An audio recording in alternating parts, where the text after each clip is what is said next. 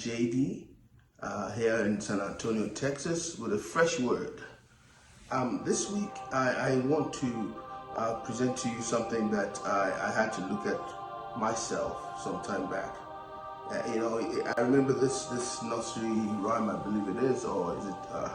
It's something about mirror, mirror on the wall, who is the fairest of them all. Well, I at some point in time had to take a look, and I wanted to do the same, and just stand in front of a mirror and say, mirror, mirror on this wall, who am I? Who am I? I've often found that men have become what they believe everybody else wants them to be. So you, for instance, you will see that a man can be to his wife all that the wife wants to see, and then he is to his children something else.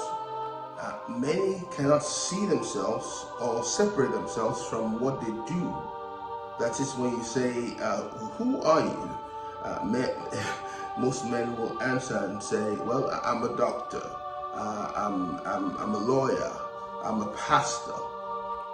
But this week, I want you to find the time to ask yourself, who am I?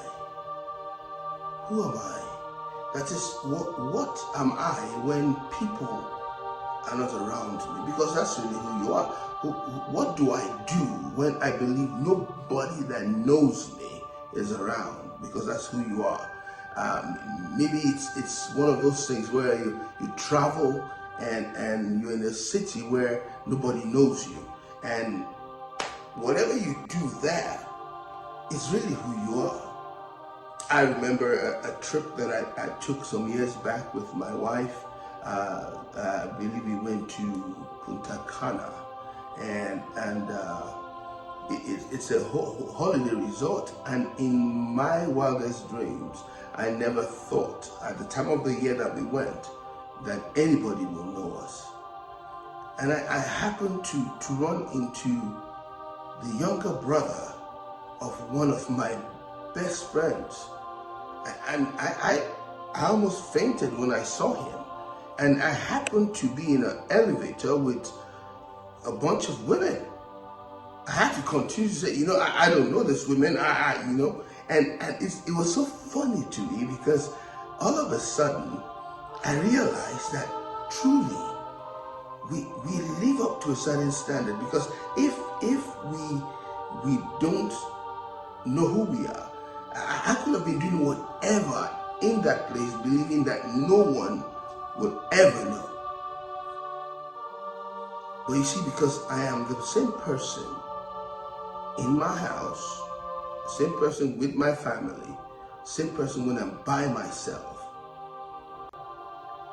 that's who I am. And it's time for you to know who you are. It's time for you to know what really matters. It's time for people to really know what you think, and not just what you believe they want you to say. It's time for you to come out of the closet and let people really know why it is important that you begin to learn to be you. It will give you a peace of mind.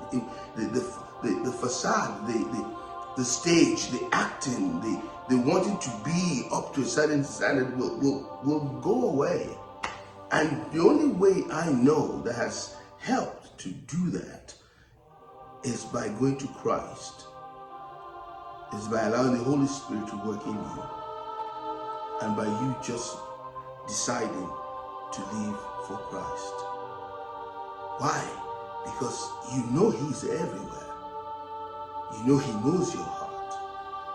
So you don't have to be anything else than just you. Mirror, mirror on the wall, who am I? Do you really know who you are?